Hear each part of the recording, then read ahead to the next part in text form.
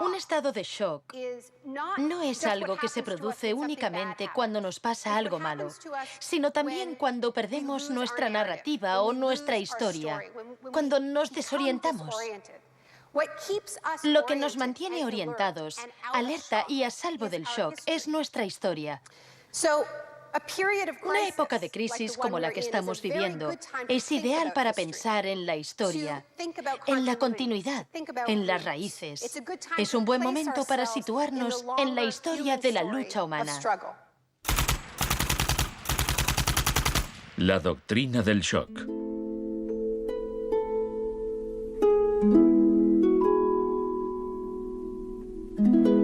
Todo empezó el 1 de junio de 1951, cuando representantes de agencias de inteligencia occidentales se reunieron en secreto con profesores universitarios en el Hotel Ritz-Carlton de Montreal. Como resultado de esta reunión, el ejército financió una investigación sobre el aislamiento sensorial en la Universidad de McGill. El aislamiento sensorial es una forma de producir una monotonía extrema. Provoca una reducción de la capacidad crítica, nubla la mente y el sujeto se queja de que ni siquiera puede fantasear. Y cuando un estudiante universitario no es capaz de fantasear, mal asunto. Mientras experimentábamos, empecé a creer que quizá algo que causara incomodidad o incluso dolor sería más tolerable que las condiciones de aislamiento que estudiábamos. Hebb decidió dejar de trabajar en la investigación. No tenía idea, cuando lo propuse, del arma tan terrible, tan potencialmente terrible que podía llegar a ser. Este es nuestro momento, nuestra oportunidad. Pero los experimentos continuaron bajo las órdenes del ambicioso jefe de psiquiatría, el Dr. Ewen Cameron. Su trabajo iba mucho más allá que el nuestro. Nosotros dejábamos muy claro que el sujeto podía marcharse en el momento en que quisiera, y algunos se iban. Los pacientes de Cameron no tuvieron tanta suerte. El Allen Memorial Institute, donde trabajaba, empezó a parecer una macabra cárcel donde Cameron llevaba a cabo experimentos extraños con sus pacientes de psiquiatría. Quería borrarles la mente, dejársela en blanco para reprogramarlos desde cero.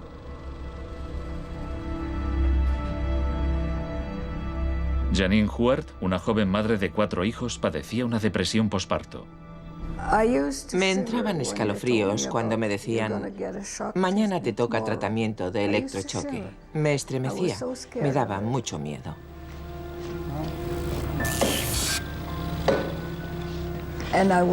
Despertaba en otra habitación, totalmente confundida y triste. Y me quedaba muy afligida después. Iba por ahí caminando como una zombie. Cameron combinaba los electrochoques con las curas de sueño y la repetición de mensajes grabados. Decía, Janine, Janine, estás rehuyendo tus responsabilidades. No quieres cuidar de tu marido ni de tus hijos. Lo repetía una y otra vez. Suena como si la interrogaran. Sí, como si me interrogaran, pero ¿con qué objeto? La CIA no tardó en poner en práctica los hallazgos de Cameron. Muchas de sus técnicas figuran en el manual Kubark de interrogatorios para el contraespionaje. He aquí unos fragmentos. Es una tesis central del manual que estas técnicas son, en esencia, métodos para provocar la desviación de la personalidad. Hay un intervalo, que puede ser muy breve, de animación suspendida, una especie de shock psicológico o parálisis. Los interrogadores expertos reconocen este efecto cuando se da y saben que desde ese momento el sujeto está mucho más abierto a la sugestión, mucho más dispuesto a obedecer que justo antes de sufrir el shock. El otro Dr. Shock.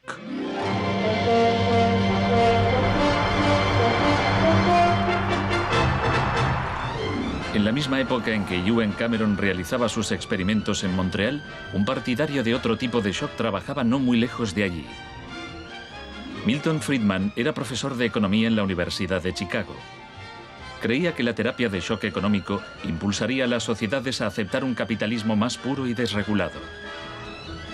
En octubre de 2008, durante la mayor crisis financiera desde 1929, Naomi Klein acudió a la Universidad de Chicago para hablar de Milton Friedman. Cuando Milton Friedman cumplió 90 años, la Casa Blanca de Bush organizó una celebración en su honor y todos pronunciaron discursos, incluido George Bush, pero el mejor fue el de Donald Rumsfeld. Mi cita favorita de ese discurso de Rumsfeld dice así: Milton es la encarnación de una realidad, la de que las ideas tienen consecuencias. La tesis que sostengo es que el caos económico que ahora mismo impera en Wall Street, en la América Media y en Washington, deriva de muchos factores, por supuesto, pero que entre ellos están las ideas de Milton Friedman. El crack de 1929 en Wall Street desencadenó la Gran Depresión de los años 30.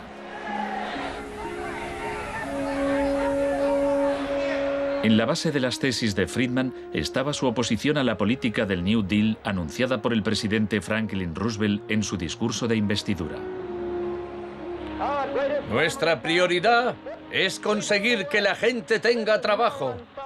No es un problema insoluble si lo abordamos de forma inteligente y con valentía. Quiero expresar mi firme creencia de que no debemos temer a nada, excepto al miedo en sí.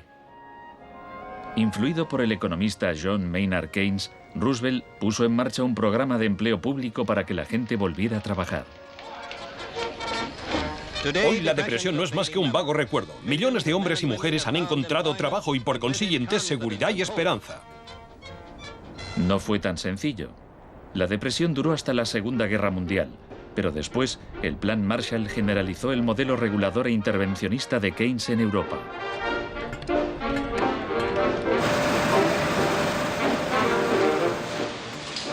Sus principios gozaron de gran aceptación, aunque no por parte del Departamento de Economía de la Universidad de Chicago.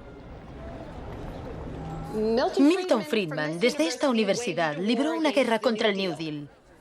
Friedman era miembro de un grupo llamado Sociedad Mont Pelerin, dirigida por el economista Friedrich von Hayek.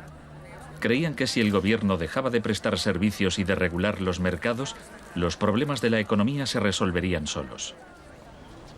En los 50 los consideraban bichos raros, pero en los últimos 30 años sus ideas se han convertido en la doctrina económica dominante.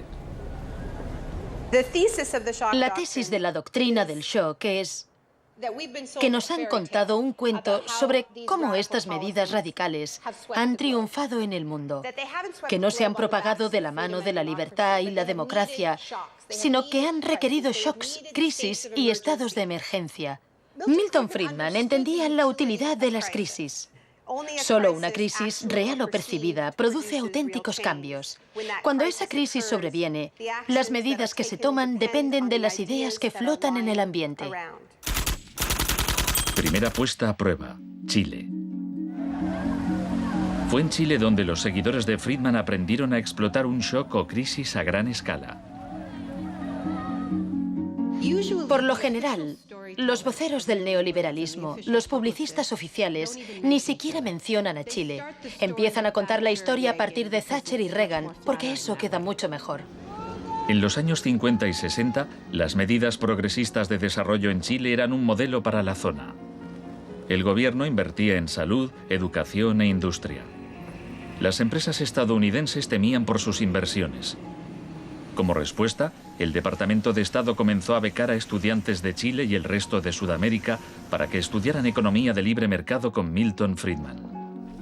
La Universidad de Chicago tenía un convenio con la Universidad Católica de Chile que permitía a muchos chilenos venir a Chicago, donde les impartíamos formación y se doctoraban. Los estudiantes regresaban a Chile a dar clases. El Departamento de Economía de la Universidad Católica en Santiago se convirtió en una mini escuela de Chicago. Arnold Harberger, el economista que dirigía el programa, se describía como misionero totalmente entregado. En 1970, la Unidad Popular de Salvador Allende ganó las elecciones con un programa que proponía nacionalizar grandes sectores de la economía. La compañía de teléfonos pertenecía en su mayor parte a la empresa estadounidense ITT, que encabezó los intentos de evitar que Allende fuera presidente. Contaba con el apoyo de Richard Nixon en la Casa Blanca. Yo no estuve allí, pero puedo decirle lo que sabemos con certeza en la actualidad. Él encargó a la CIA que impidiera que Allende asumiese la presidencia e intentaron convencerme de que instigara al ejército chileno cuando Allende resultó elegido. A pesar de las maniobras de la CIA, Allende juró el cargo de presidente.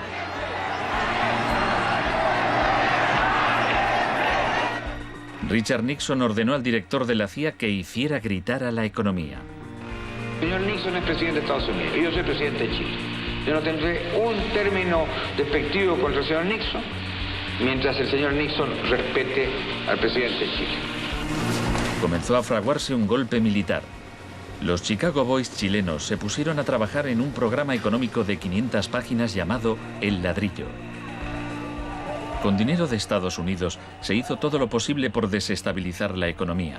Se declaró una huelga de camioneros que paralizó fábricas y tiendas. Hubo un golpe de Estado fallido el 29 de junio de 1973. Después, el 11 de septiembre, bajo el mando del general Pinochet, el ejército asaltó el Palacio Presidencial. El shock de la guerra. Chile había disfrutado durante 41 años ininterrumpidos de un régimen democrático que estaba siendo derrocado por medio de la violencia. Para Pinochet y sus partidarios el golpe era una guerra, y desde luego estaba concebido para parecerlo. Fue el precursor chileno de la doctrina militar de shock y pavor.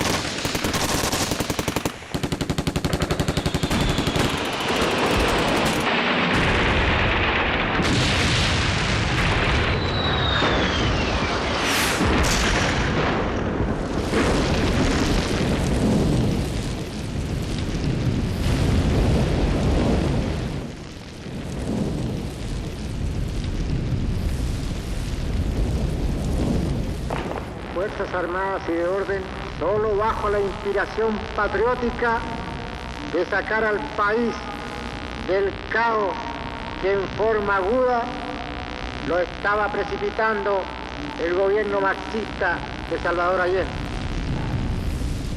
Los Chicago Boys entregaron a Pinochet El Ladrillo, su plan económico.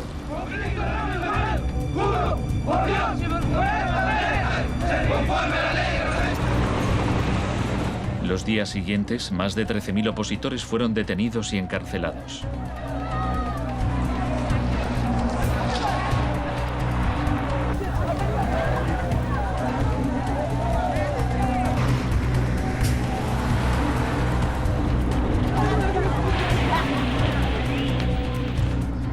Recluyeron a miles de presos en el Estadio Nacional y a muchos los torturaron. El mundo fijó su mirada en Chile. ¿Cuántas personas? Más de 5.000. 5.000 personas, como 10.000 años.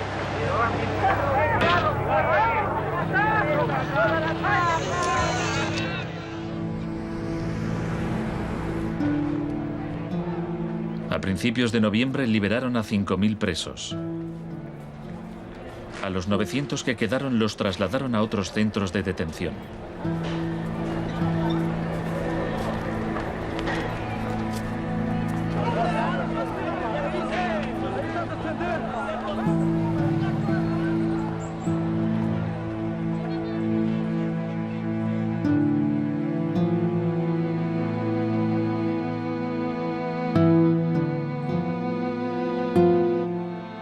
Menos de un mes después, la FIFA dejó a Chile jugar una eliminatoria para el Mundial de Fútbol en ese mismo estadio.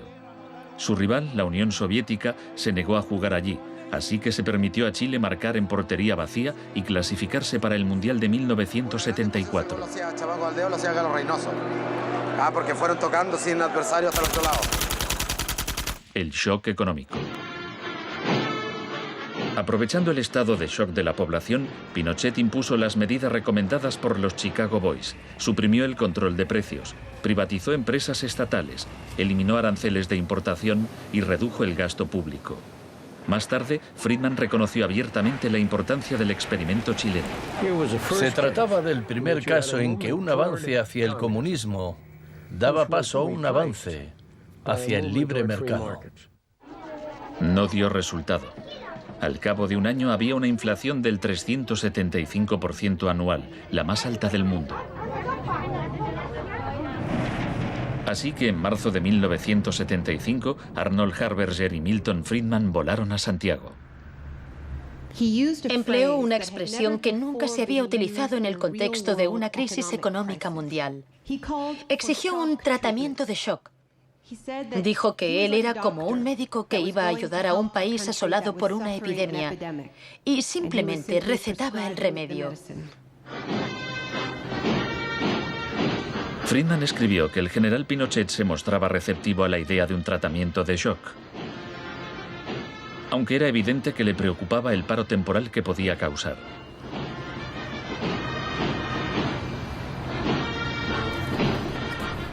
Pronto quedó claro que la política económica de Friedman favorecería a los ricos a costa de los pobres.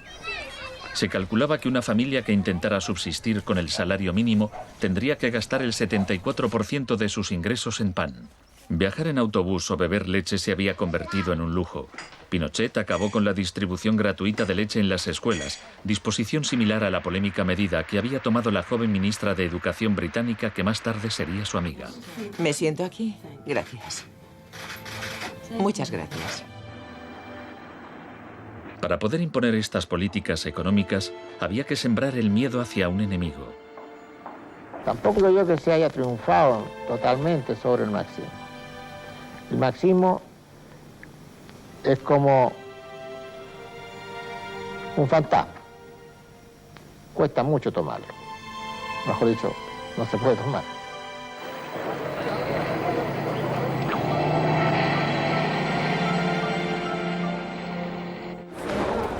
Según Friedman y Harberger, la economía de libre mercado era indisociable de la libertad y la democracia.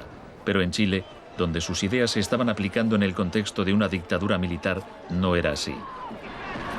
Muchos latinoamericanos veían una relación directa entre los shocks económicos que empobrecían a millones de personas y las torturas infligidas a quienes creían en una sociedad distinta. Orlando Letelier era uno de ellos. Letelier había sido embajador de Allende en Washington. Pasó un año en una de las cárceles de Pinochet antes de exiliarse en Estados Unidos. En 1976, Letelier escribió: el plan económico tenía que imponerse por la fuerza, y en Chile esto solo podía conseguirse por medio de miles de asesinatos, el establecimiento de campos de concentración por todo el país y el encarcelamiento de más de 100.000 personas en 3 años.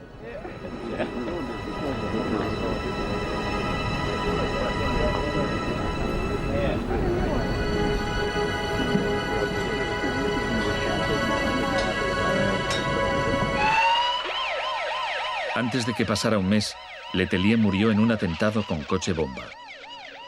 Buenas tardes. Una potente explosión ha destrozado un coche que circulaba por el normalmente tranquilo Embassy Road de Washington. El chileno era Orlando Letelier, ministro de Exteriores durante los últimos meses del régimen marxista del difunto Salvador Allende. Damos paso a Richard Roth. Michael Townley, miembro de la policía política secreta de Pinochet, estaba detrás del atentado. Había entrado en Estados Unidos con pasaporte falso y la CIA estaba al corriente de ello. Michael, buenas noches. Buenas noches, Pablo. La opinión del Poder Judicial chileno, ¿hay confianza en él?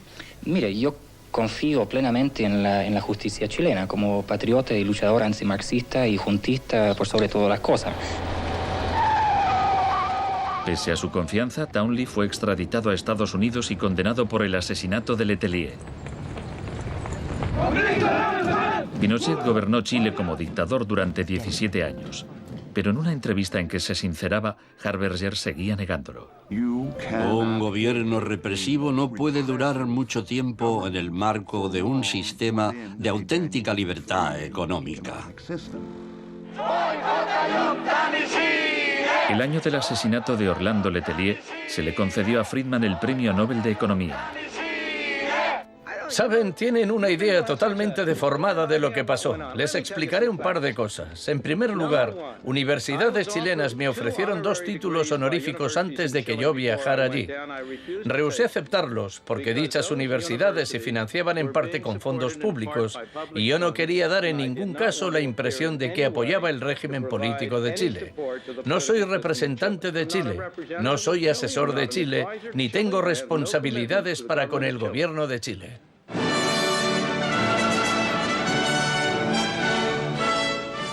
Y ahora le cedo la palabra al profesor Milton Friedman. Friedman, vete a casa. Friedman, vete a casa.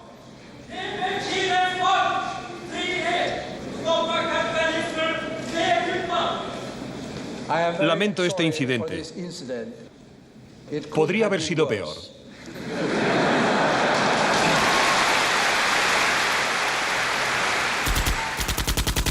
La revolución se propaga. El propósito de la doctrina del shock es contar una historia alternativa de cómo esa oleada salvaje de capitalismo puro e incontrolado que estamos viviendo llegó a dominar el mundo. Chile no fue el único país de Sudamérica que adoptó las políticas de la Escuela de Chicago. Los seguidores de Friedman ocupaban cargos clave en Brasil y asesoraban el gobierno de Uruguay. Entonces, el 24 de marzo de 1976, un golpe militar derrocó al gobierno de Isabel Perón en Argentina. Una junta de 3 generales tomó el poder bajo el mando del general Videla. Los Chicago Boys accedieron a puestos económicos relevantes en el gobierno militar. Aprovecharon la oportunidad para introducir importantes reformas económicas y sociales. Un año después del golpe, los sueldos habían perdido el 40% de su valor, se cerraban fábricas y la pobreza se disparó. Como en Chile, hubo que aterrorizar al pueblo para que aceptara estas medidas económicas. Videla aprendió de la experiencia de Pinochet. Adoptó la táctica de hacer desaparecer personas. Para equilibrar el terror público y privado, llevaban a cabo los secuestros en plena luz del día y después siempre podían negarlos. Fue necesario cumplimiento de la misión que la nación le tiene asignada, articular la defensa de la sociedad argentina. Las reglas de esta guerra no convencional, que no buscamos ni provocamos, son distintas. Muchas de las técnicas empleadas por los militares chilenos y argentinos las habían aprendido en la Escuela de las Américas, dirigida por Estados Unidos. Enseñaban técnicas de tortura. Violar a la víctima, desnudarla, herirla con objetos punzantes, romperle extremidades, sacarle los ojos, marcarla a fuego. En Latinoamérica hay regímenes que violan hoy en día los derechos humanos. Practican asesinatos políticos, torturas, deportaciones, encarcelamientos sin juicio, que son técnicas aprendidas en este centro. Quizás sea así. Si me dice que lo que enseñamos aquí se ha llevado a la práctica, no se lo negaré. El uso de la tortura contra un soldado enemigo conocido para obtener algún tipo de ventaja militar me parece justificable y acertado. Ir más allá, utilizar las técnicas de tortura solo para intimidar a la gente, es un grave error, poco ético e inmoral. Pero en Argentina y Chile estas técnicas no solo se emplearon con soldados o terroristas, sino con estudiantes y sindicalistas, con todo aquel que se opusiera a la política de libre mercado del régimen.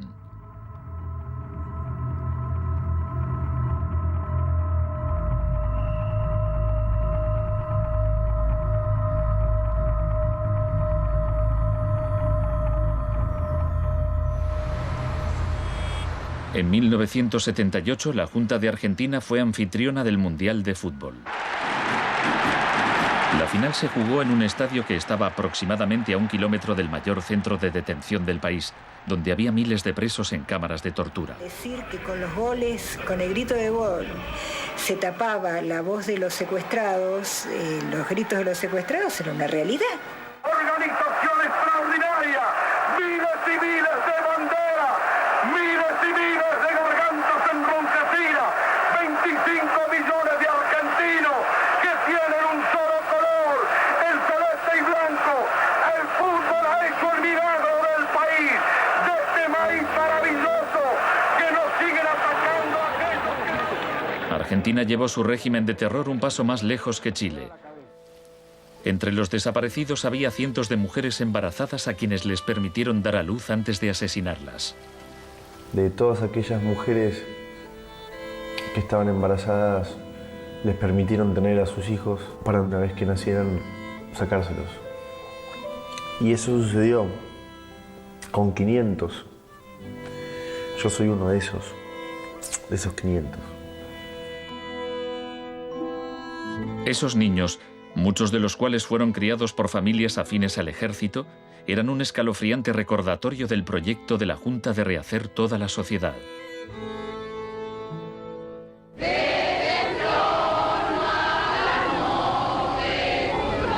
Cuando la Junta aún detentaba el poder, un grupo de madres y abuelas de desaparecidos empezaron a protestar en la Plaza de Mayo.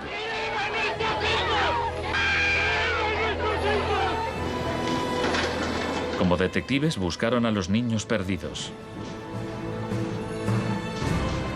Tras la caída de la Junta, localizaron a algunos y los reunieron con sus familias. De vez en cuando encontraban restos. Por lo general, no encontraban nada. El general Videla fue declarado culpable de asesinato, secuestro y tortura. Señores jueces, nunca más. Se le condenó a cadena perpetua.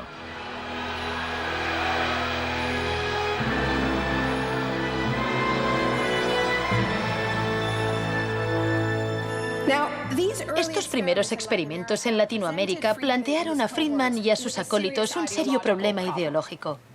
Friedman había prometido que sus medidas no solo enriquecerían aún más a la élite, sino que crearían la sociedad más libre posible, que aquella era una guerra contra la tiranía, que el capitalismo y la libertad iban juntos. Sin embargo, vemos que en los 70 los únicos países que ponían en práctica esas ideas eran dictaduras militares. Nixon había dado todo su apoyo a la imposición de ese liberalismo brutal por parte de las dictaduras sudamericanas. En cambio, el caso de la política económica dentro de Estados Unidos, donde Nixon se estaba jugando la reelección, era harina de otro costal. La Escuela de Chicago y el mundo anglosajón. Friedman mantenía una relación cordial con Nixon. Varios de sus colegas y discípulos de la Escuela de Chicago obtuvieron cargos en el gobierno. Entre ellos Donald Rumsfeld. Con la ayuda de Dios. Enhorabuena. Gracias. En 1971, en plena depresión económica, Nixon dejó a un lado las ideas de Friedman e instauró una política de control de precios y salarios. Puso a Rumsfeld al cargo. Es en esencia una cuestión de oferta y demanda. Hace tiempo que me opongo al control de salarios y precios. Creo que implica la injerencia del gobierno en la libertad individual y me parece intolerable.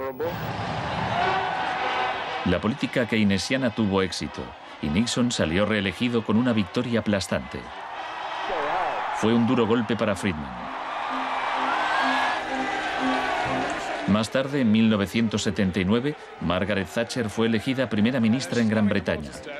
Su gurú intelectual era el viejo mentor de Milton Friedman, Friedrich von Hayek. Poco más de un año después, Ronald Reagan ganó las elecciones presidenciales de Estados Unidos. Ahora, tanto Gran Bretaña como Estados Unidos estaban en manos de friedmanitas declarados. El programa con que Margaret Thatcher llegó al poder se basaba en 4 puntos: recortar el gasto público, bajar los impuestos, reducir el número de empresas estatales o paraestatales, desregular la industria e introducir una política monetaria moderada y estable para combatir la inflación. Durante sus primeros 3 años en el poder, el paro se duplicó en ciertos sectores, lo que provocó oleadas de huelgas. El índice de popularidad de Thatcher cayó hasta el 25%. Estallaron disturbios en las principales ciudades británicas. Hasta los admiradores de Thatcher albergaban ciertas dudas.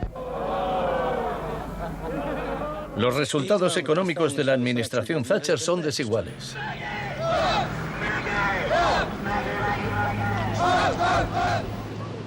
A quienes esperan ansiosos a que yo haga caso del eslogan favorito de los medios, dar vuelta atrás, solo puedo decirles una cosa: dad vuelta atrás vosotros si queréis. La dama no es partidaria de ello. Friedrich von Hayek instó a Thatcher a adoptar las políticas de shock económico de Pinochet. Ella replicó: en Gran Bretaña, con sus instituciones democráticas y su necesidad de un alto grado de consenso interno, algunas medidas tomadas en Chile son del todo inaceptables. La enorme impopularidad de Thatcher demostraba una vez más que el fundamentalismo del libre mercado era demasiado impopular y perjudicaba directamente a demasiada gente como para sobrevivir en un sistema democrático que requería el consentimiento de los gobernados, a diferencia de una dictadura militar. Lo que sacó a Thatcher del abismo y salvó finalmente el proyecto fue una crisis, la crisis suprema, de hecho, una guerra.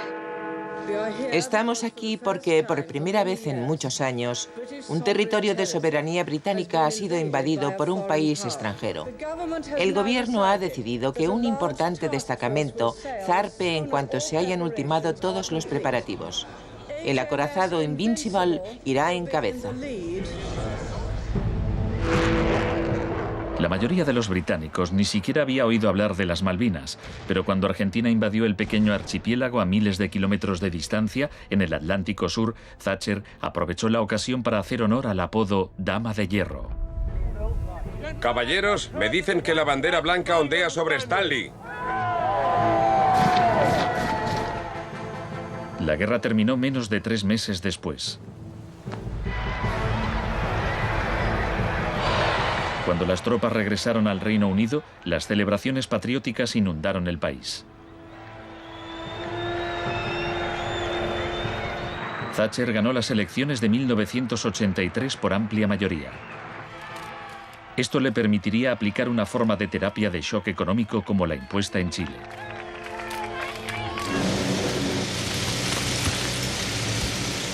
La organización de trabajadores más poderosa del país era el Sindicato Nacional de Mineros. Cuando la Junta Nacional del Carbón anunció el cierre de minas, los mineros declararon la huelga. Zonas del centro de Londres están paralizadas por miles de mineros y simpatizantes que se manifiestan por la ciudad en favor de la huelga de mineros, la más larga y feroz jamás vivida en Inglaterra desde 1926, así como la más costosa.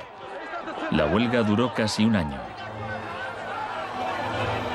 Thatcher empleó todos los medios a su disposición para acabar con el sindicato.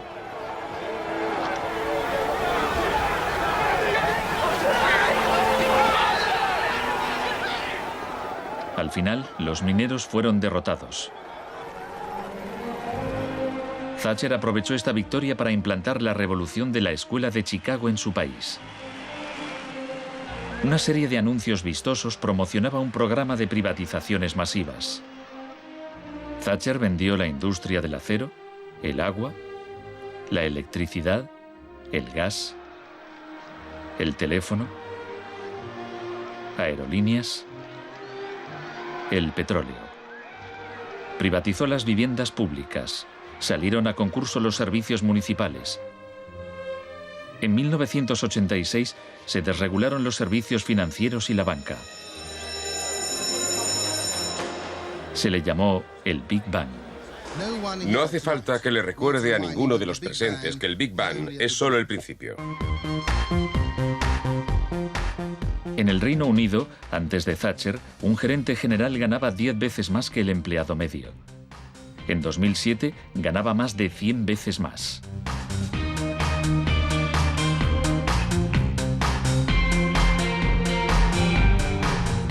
En Estados Unidos, antes de Reagan, los gerentes generales ganaban 43 veces más que el empleado medio. En 2005 ganaban más de 400 veces más. Friedman reconocía abiertamente que Thatcher y Reagan estaban haciendo mucho por difundir la doctrina de la Escuela de Chicago en el mundo. Por aquí, señor Reagan. He pensado que debía colocarse aquí. La coincidencia en el tiempo de los mandatos de Thatcher y Reagan fue sumamente importante para la aceptación pública en todo el mundo de un enfoque distinto de la política económica y monetaria. Muchas gracias. Voy a describirles un plan y una esperanza a largo plazo. Que el avance de la libertad y la democracia relegue al marxismo-leninismo al basurero de la historia, tal como ha hecho con otras tiranías que coartan la libertad e impiden que la gente se exprese. Más allá del telón de acero. Todos conocemos el cuento de hadas sobre la caída del comunismo. Occidente, con Reagan y Thatcher al mando, parecía tan próspero a los ojos de la gente del bloque comunista que ésta a su vez empezó a exigir medidas radicales de libre mercado. En realidad no sucedió así. Es cierto que quienes vivían oprimidos por el autoritarismo comunista querían la democracia de verdad y que querían poder ir a comprar tejanos y a comer Big Macs. Eso es cierto. Pero eso no significa que aspiraran al capitalismo salvaje con oligarcas descontrolados y sin protecciones sociales, que acabó por instaurarse en tantos países del bloque del Este que aún lo padecen hoy en día.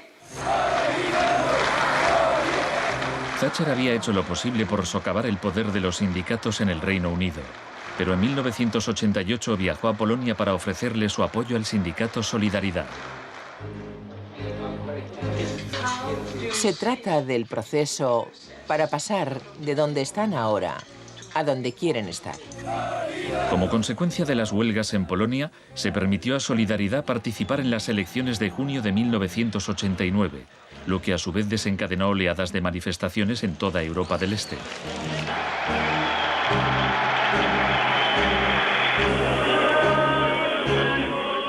En épocas anteriores, la Unión Soviética había utilizado la fuerza para aplastar los movimientos democráticos. Pero ahora la URSS tenía un líder distinto, Mikhail Gorbachov, impulsor de la Glasnost y la Perestroika. Hablaba de una tercera vía, de una transición gradual hacia una socialdemocracia a la escandinava, algo a medio camino entre el capitalismo de libre mercado y el comunismo. Gorbachov cautivó al público y los políticos de Occidente. Es un líder audaz, decidido y valiente. Ante la mirada de Gorbachov, los viejos regímenes comunistas se desmoronaron uno a uno.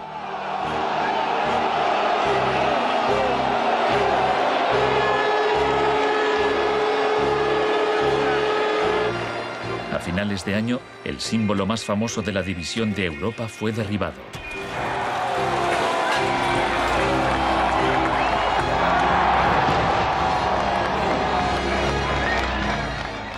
Para Friedman y los Chicago Boys, se abrieron las puertas de todo un mundo nuevo. En la Unión Soviética, Gorbachov quería reformar la economía rusa poco a poco. En 1991, Gorbachov asistió como invitado a la cumbre del G7 en Londres. Esperaba obtener apoyo financiero para sus reformas económicas graduales. Sin embargo, le dijeron que o aceptaba la terapia de shock radical o no le concederían ayudas. ¿Qué tal, señor presidente? ¿No está demasiado cerca? El mes siguiente se produjo un intento de golpe de Estado contra él. Miembros del sector duro del Partido Comunista pusieron a Gorbachov bajo arresto domiciliario en su casa de veraneo de Crimea. Los tanques rodearon la Casa Blanca, el Parlamento ruso.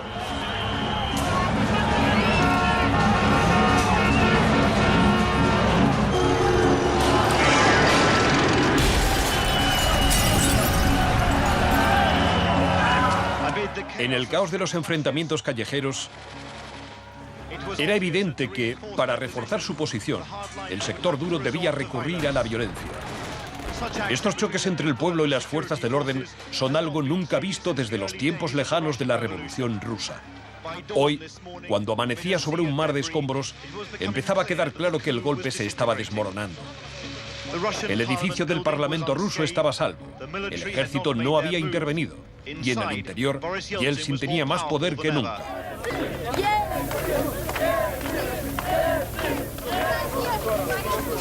Fue un momento estelar para Yeltsin.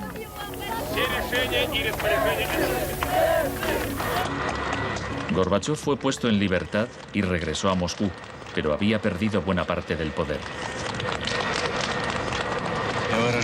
Aplaudo los elevados principios del pueblo ruso y también los del presidente Boris Yeltsin. En diciembre de 1991 se disolvió la Unión Soviética, un shock profundo para el pueblo ruso. Yeltsin se hizo cargo entonces de la política económica de la Federación Rusa. El libre mercado llegó a Rusia y con él el caos. La adopción de las doctrinas de la Escuela de Chicago por parte de Rusia marcó el principio de un nuevo capítulo en la cruzada por el libre mercado. Fue shock en estado puro, sin nada de terapia. Pese a los intentos oficiales por promover el capitalismo popular, lo cierto es que un puñado de empresarios amasó grandes fortunas. Se vendieron empresas estatales a precio de saldo. La prensa rusa apodó a los asesores de Yeltsin los Chicago Boys.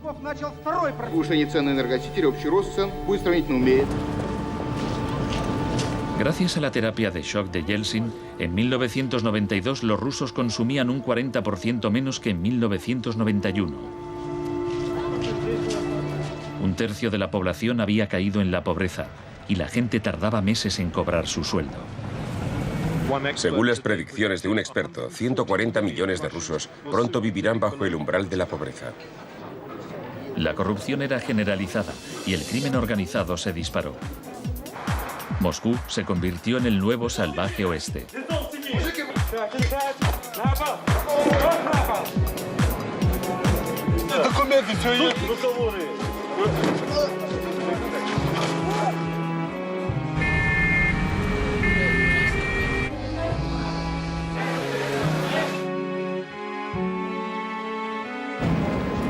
La mayoría de los rusos se oponía a que el radicalismo de los Chicago Boys se implantase en su país. En marzo de 1993, el Parlamento tomó una decisión crucial. Votó a favor de retirarle a Yeltsin los poderes especiales que le había otorgado. Yeltsin instauró un régimen especial. El Tribunal Constitucional lo declaró ilegal.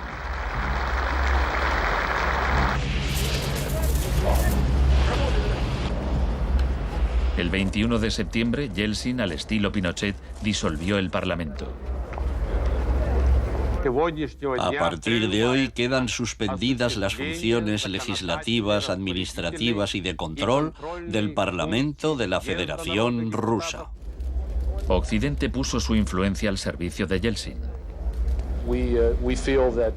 Creemos que Boris Yeltsin es la mayor esperanza para la democracia en Rusia. 2 días después, el Parlamento votó a favor de destituir a Yeltsin por 636 votos a 2. Miles de partidarios del Parlamento se congregaron frente a la Casa Blanca e intentaron tomar la televisión.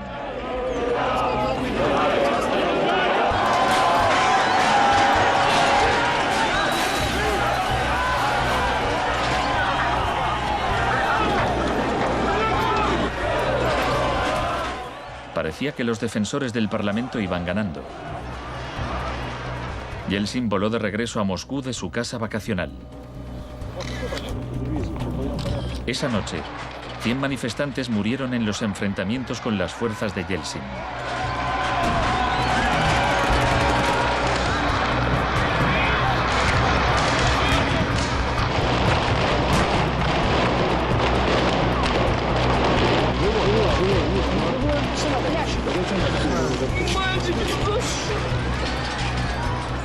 El 4 de octubre, Yeltsin ordenó al ejército que atacara la Casa Blanca y bombardeara el mismo edificio que él había defendido 2 años antes.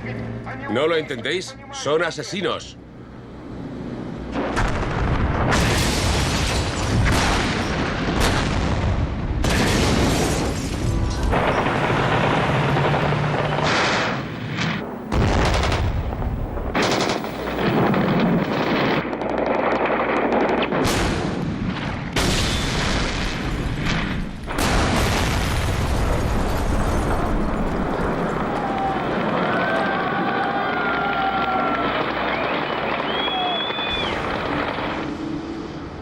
Warren Christopher, el secretario de Estado norteamericano, dijo: Estados Unidos no suele apoyar la suspensión de parlamentos, pero corren tiempos excepcionales.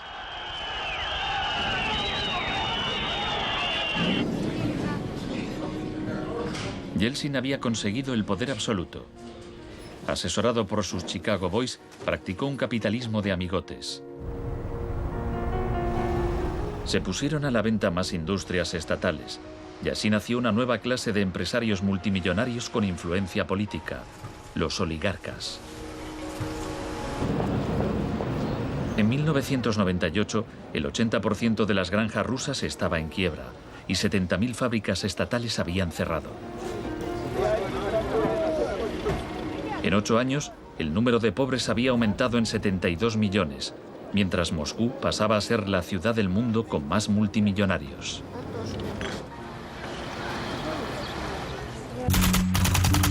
Un nuevo enemigo.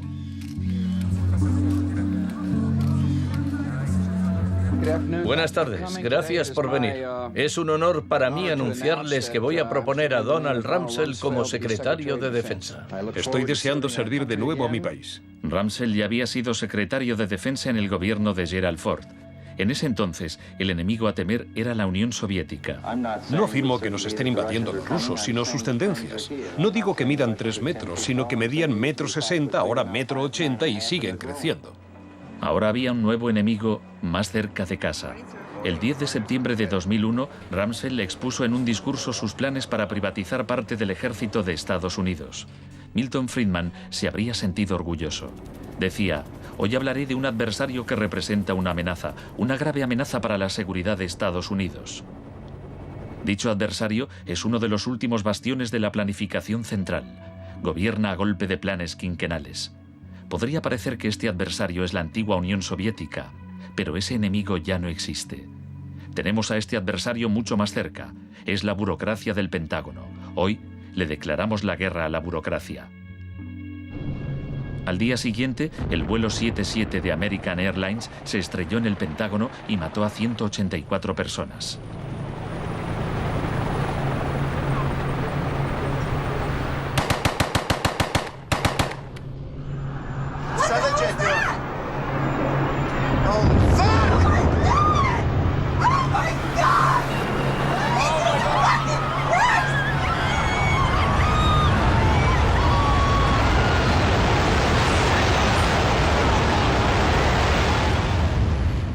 Piensen en la sensación de la gente tras los atentados. ¿Quién es esa gente? ¿De dónde son? ¿Por qué nos odian? Se produjo una rotura de esquemas colectiva. No vivíamos en el mundo en que creíamos vivir. Y nuestros líderes no dejaban de repetir que todo aquello que creíamos entender antes del atentado ya no era vigente. Se acuñó una nueva frase, mentalidad pre-11S. Lo que ocurrió en ese momento fue que surgieron teorías nuevas por arte de magia sobre un choque de civilizaciones. De pronto, ese era el mundo en que vivíamos. Resultó que había un eje del mal y que estábamos librando una guerra contra el terrorismo. Esta guerra abstracta e imposible de ganar ha tenido enormes consecuencias económicas. Antes de 2001, la seguridad nacional apenas podía considerarse una industria. Hoy en día es más importante que las industrias del cine y la música juntas. Entre el 11 de septiembre de 2001 y el año 2006, el Departamento de Seguridad Nacional pagó $130.000 millones a contratistas privados. Este es el complejo del capitalismo del desastre, una nueva economía basada en el miedo. Será una batalla monumental entre el bien y el mal. La guerra contra el terrorismo, primera parte. La mejor defensa contra el terror es una ofensiva global contra él, allí donde esté. La primera fase de esta guerra fue el bombardeo de Afganistán.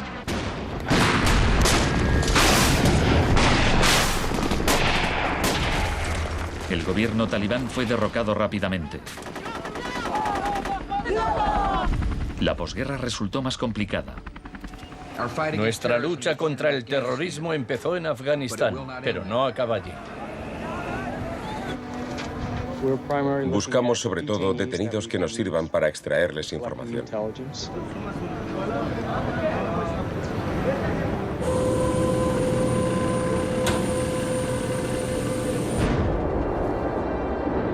En Guantánamo, las fuerzas estadounidenses pusieron en práctica por primera vez las técnicas del manual Kubark de forma explícita y pública.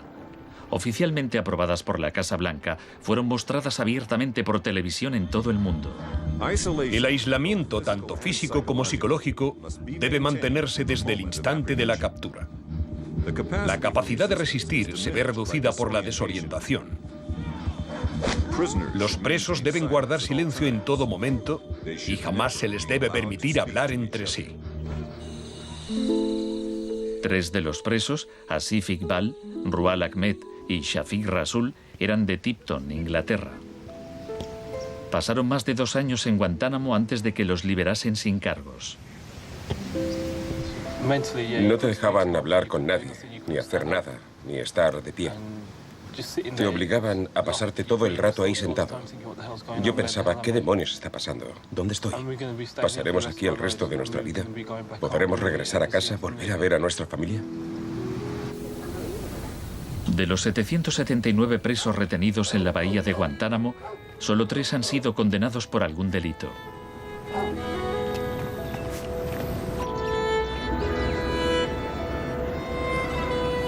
Lo único que sé a ciencia cierta es que son mala gente. Era un mensaje para todo el mundo, un mensaje muy claro. Esto es lo que te pasa si te interpones en nuestro camino. La guerra contra el terrorismo, segunda parte. La guerra contra el terrorismo no se libra contra un solo hombre o contra un solo país. Se alegaron muchas justificaciones para la invasión de Irak. Pero si Estados Unidos realmente hubiera querido invadir un país que presuntamente albergaba a líderes de Al-Qaeda, tenía armas nucleares y vendía tecnología nuclear a otros países, Pakistán habría sido la opción más obvia. Tenía contactos estrechos con los talibán y el poder estaba en manos de un dictador militar. En cambio, George Bush eligió como objetivo Irak, el país con la tercera mayor reserva de petróleo del mundo.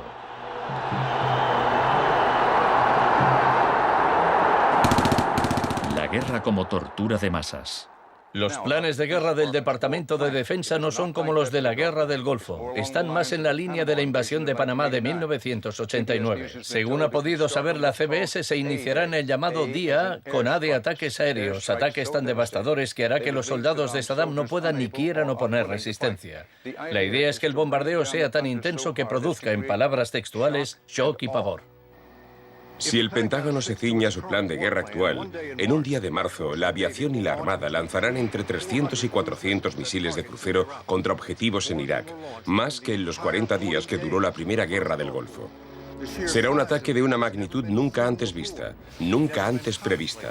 Harlan Ullman es uno de los artífices del concepto shock y pavor, que consiste en lanzar un gran número de bombas guiadas de precisión. Esto produce un efecto inmediato, como el de las bombas nucleares de Hiroshima. No es cuestión de días o de semanas, sino de minutos.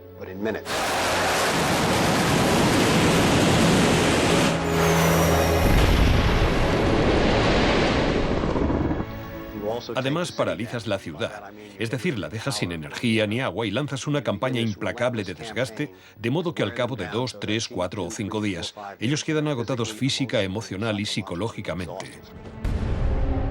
Anoche una zona de 1 milla cuadrada del centro de Bagdad parecía el infierno en la tierra. Durante la primera oleada de bombardeos, los ciudadanos de Bagdad sufrieron una versión del aislamiento sensorial descrito en el manual Kubark. En el caos que siguió a la caída de Saddam Hussein, Estados Unidos hizo poco por impedir los saqueos.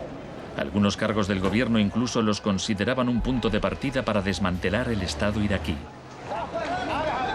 John Agresto, encargado de reorganizar la educación superior, veía el saqueo de escuelas como una oportunidad para empezar de cero.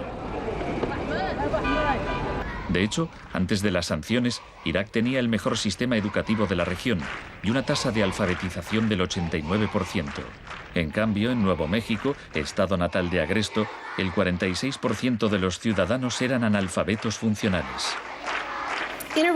En Irak se aplicaron 3 formas de shock distintas que actuaban a la vez y se complementaban entre sí. Estaba el shock de la guerra, seguido de inmediato por la terapia de shock económico impuesta por Paul Bremer. Y como la resistencia a esa transformación económica, a ese shock económico rápido iba en aumento, se aplicó el shock de la represión y la tortura. 3 clases de shock distintas. El shock económico.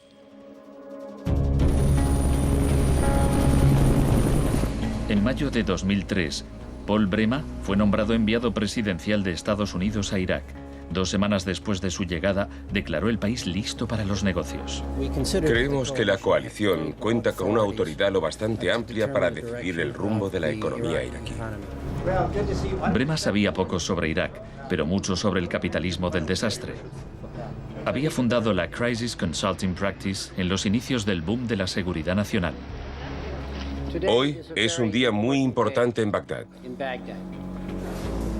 Bremer dedicó los primeros 4 meses a aprobar medidas clásicas de la Escuela de Chicago. Rumsfeld aseguraba que Irak tenía unas de las leyes fiscales y de inversión más avanzadas y atractivas del mundo libre.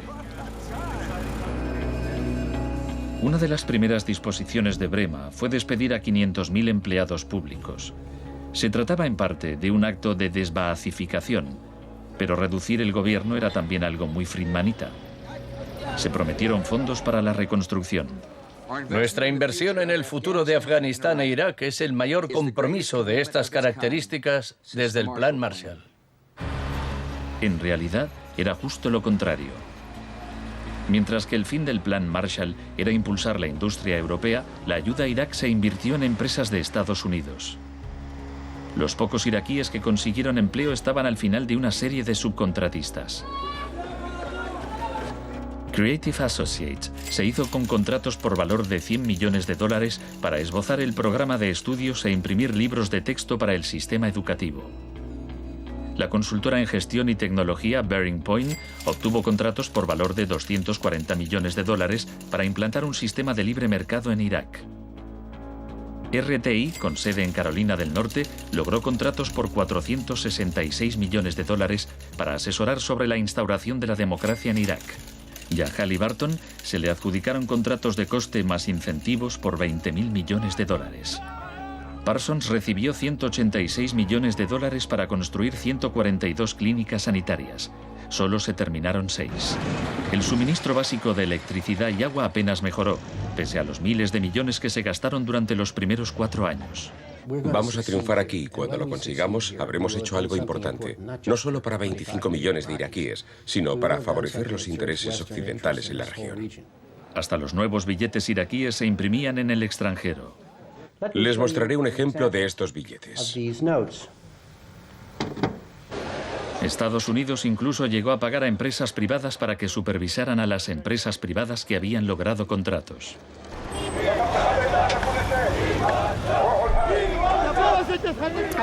Estuve en Bagdad en 2004, cuando empezaban a cometerse atentados con frecuencia. De hecho, la noche en que llegué, una bomba estalló muy cerca del hotel. Pero lo que más me impactó entonces fue que, a pesar de la violencia y del caos, los iraquíes salieron a la calle a protestar al día siguiente. 19 muertos y 100 heridos en Nayaf. Lo que pedían en esa época era elecciones, tener voz y voto en el desarrollo de la era post-Saddam.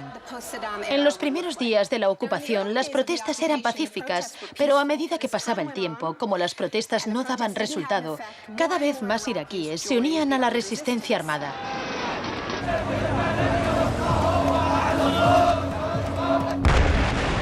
La violencia se descontroló.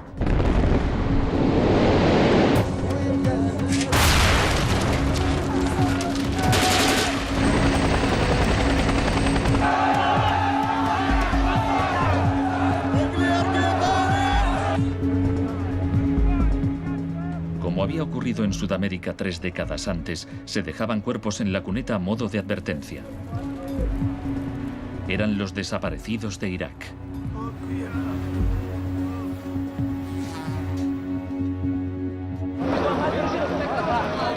Se tomaron medidas extremadamente agresivas para aplastar a la oposición. El shock de la represión.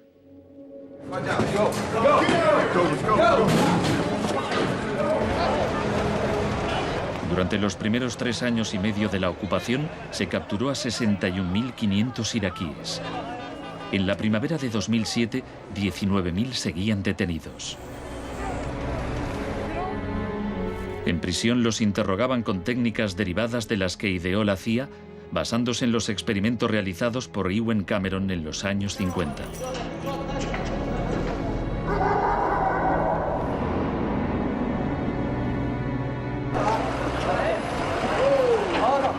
Según la Cruz Roja, altos cargos del ejército estadounidense admitieron que entre el 70 y el 90% de las detenciones en Irak fueron errores.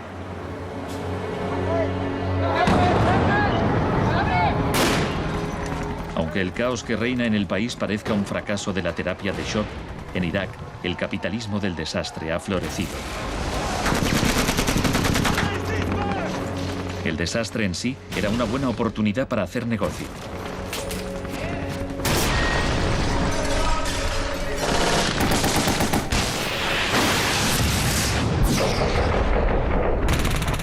El negocio de la guerra. El gasto militar de Estados Unidos prácticamente se ha duplicado desde 2001. Se acerca a los 700.000 millones de dólares al año. Ya en 1961, el presidente Eisenhower, que no era precisamente de izquierdas, advirtió del peligro de un ejército demasiado poderoso. La conjunción de una estructura militar inmensa y de una gran industria de armamento es algo nuevo en la historia de Estados Unidos. Debemos precavernos contra una adquisición de influencia injustificada, deliberada o no, por parte del complejo industrial militar. No debemos permitir jamás que esa combinación suponga un riesgo para nuestras libertades o nuestros procesos democráticos. La guerra de Irak ha sido el conflicto más privatizado de la historia contemporánea. La zona verde de Bagdad es una versión extrema de lo que está pasando en todo el mundo. Se trata de una zona privada y segura, protegida del caos exterior.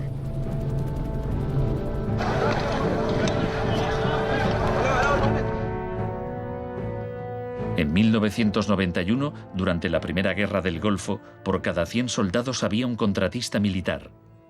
En 2003, cuando empezó la guerra de Irak, por cada 100 soldados había 10 contratistas.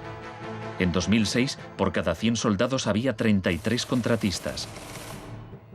Un año después, por cada 100 soldados había 70 contratistas. En julio de 2007 había más contratistas que soldados en Irak. Esto iba incluso más lejos de lo que Milton Friedman se había atrevido a soñar. Lo único que no privatizaría son las Fuerzas Armadas, los tribunales y algunas carreteras y autopistas. Una de las empresas contratadas más relevantes era Blackwater USA. Durante la batalla de abril de 2004 en Nayaf, Blackwater asumió el mando de los marines estadounidenses. Docenas de iraquíes murieron durante la operación. Estados Unidos había blindado las empresas privadas contra las leyes iraquíes, por lo que éstas funcionaban en un vacío legal, un poco como Guantánamo. Le pregunté al secretario de Defensa hace un par de meses bajo qué se rige. El señor Rumsfeld... Iba a preguntárselo yo. Siga.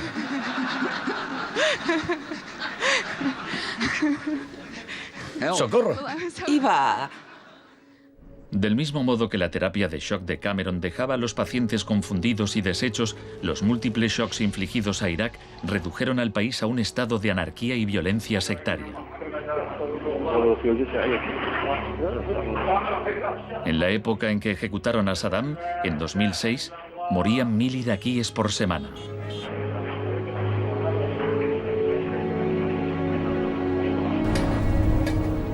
En abril de 2007, la Agencia de la ONU para los Refugiados calculaba que 4 millones de personas habían tenido que abandonar su hogar. Cientos de miles de iraquíes habían muerto. Creo que los historiadores escribirán con toda claridad que hicimos algo extraordinario y noble aquí.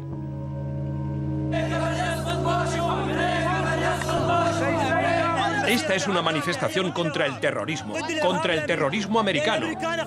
Los americanos arrestan y matan a mujeres y niños, insultan a los ancianos y matan a los jóvenes. América es terrorismo, América es terrorismo.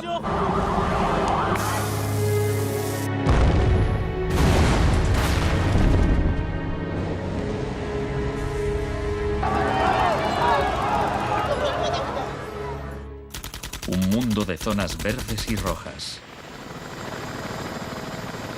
Cuando el huracán Katrina llegó a Nueva Orleans en agosto de 2005, el mundo presenció horrorizado una especie de apartheid del desastre. Quienes tenían recursos se marcharon de la ciudad, mientras decenas de miles de desfavorecidos tuvieron que quedarse prácticamente sin ayuda del Estado. Fui a Nueva Orleans cuando la ciudad todavía estaba inundada y descubrí que lo que había visto en Irak se repetía, no en un periodo de posguerra, sino después de un terrible desastre natural. Milton Friedman murió en 2006. La última recomendación que hizo sobre política oficial aparece en un artículo que publicó en el Wall Street Journal 3 meses después del Katrina. Dice, la mayor parte de las escuelas de Nueva Orleans están en ruinas y también las casas de los alumnos. Los niños se han dispersado por todo el país. Es una tragedia y también una oportunidad para introducir reformas radicales en el sistema educativo. Proponía privatizar completamente los colegios de la ciudad. Era su canto del cisne.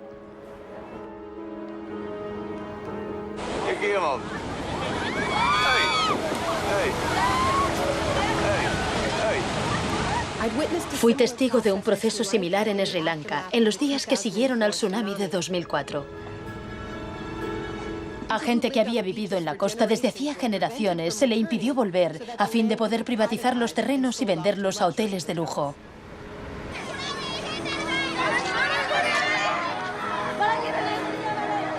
Justo a esto me refiero con la expresión doctrina del shock, al saqueo sistemático del sector público después de un desastre, cuando la gente está demasiado ocupada haciendo frente a la emergencia, a sus problemas diarios, para proteger sus intereses.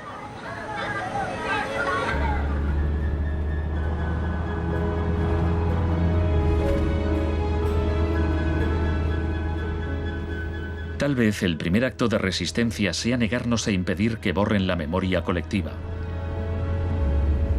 En 2008, Naomi Klein visitó Villa Grimaldi con Isabel Morel, viuda de Orlando Letelier. Villa Grimaldi es un monumento a la crueldad del régimen de Pinochet y a su posterior derrota. Villa Grimaldi fue el principal centro de tortura mientras se buscaba implementar la política de shock económico. Esta es la que tú señalas en el libro como las casas de uno por uno donde estaban los detenidos en Villa Grimaldi. No le tenía ningún cariño a Pinochet, pero considero que fue nuestro maestro en muchos sentidos. Aprendimos qué era el mal.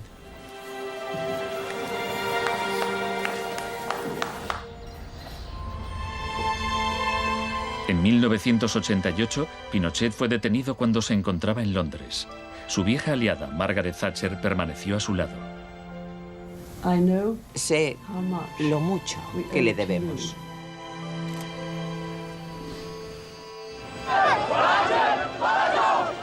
Hicieron falta 30 años para que el experimento económico que Pinochet fue el primero en probar diera la vuelta al mundo hasta Irak.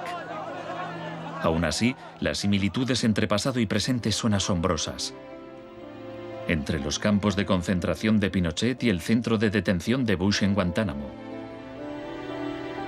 Entre los desaparecidos de Chile y los de Irak.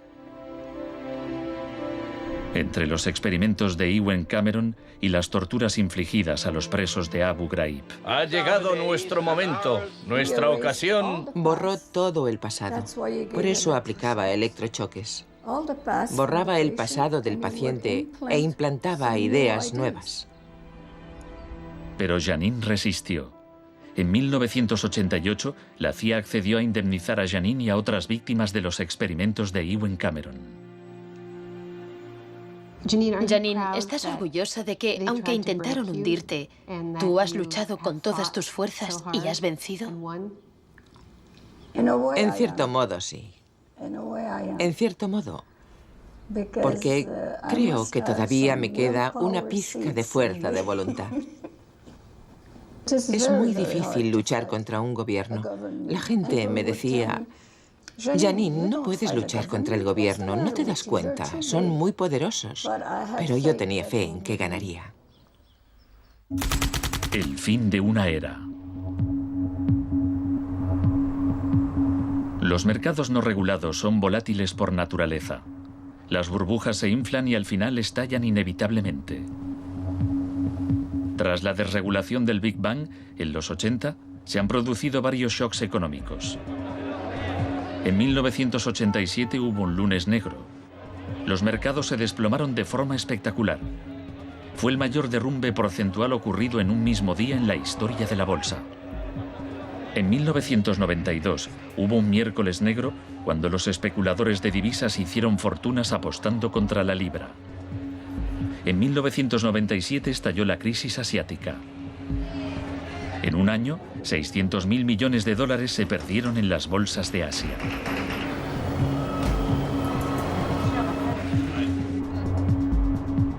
Y finalmente, en septiembre de 2008, los mercados financieros implosionaron. El mercado no está funcionando correctamente. Ha habido una pérdida generalizada de confianza.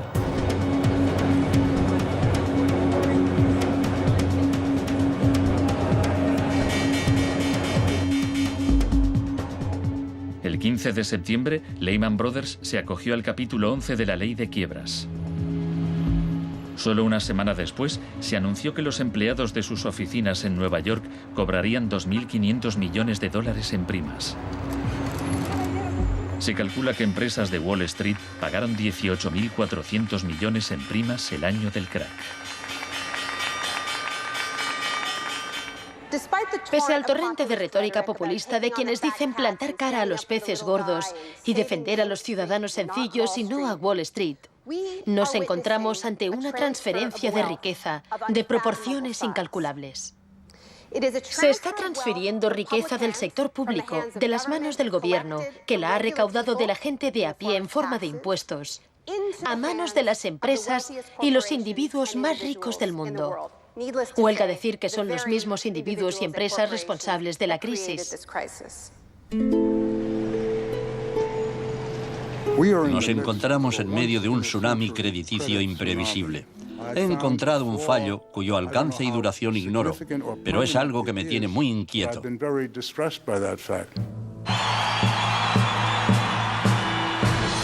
En Estados Unidos, la crisis financiera propició la victoria de Obama. El país quería cambiar de rumbo. ¡Hola, Chicago!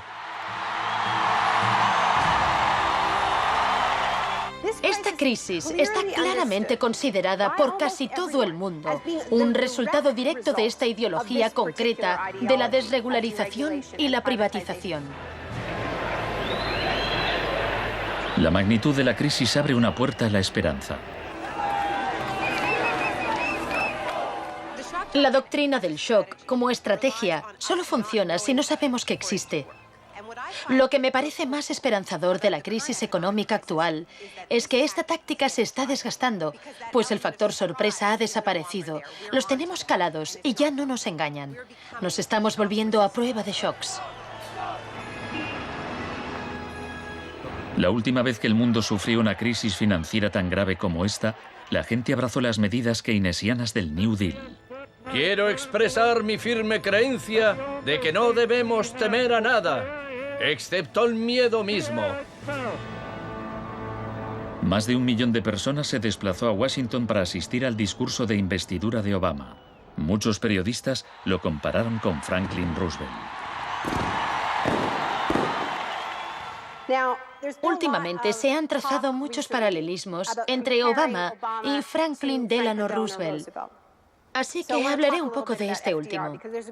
Les contaré una anécdota estupenda que podría ser inventada sobre cuando lo visitaban representantes de sindicatos u organizaciones progresistas y le proponían medidas nuevas y avanzadas para que las incluyese en el New Deal.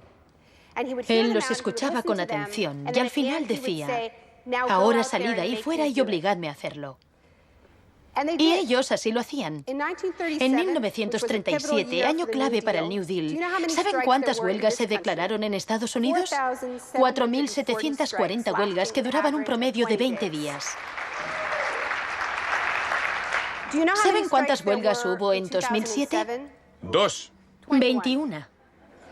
En fin, la otra razón para recordar esta historia de la lucha social es que nos dice algo muy importante, algo que debemos recordar en estos momentos en que nos jugamos tanto.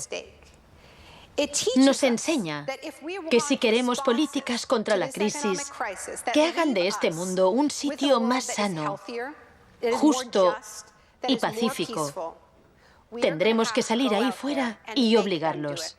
Gracias.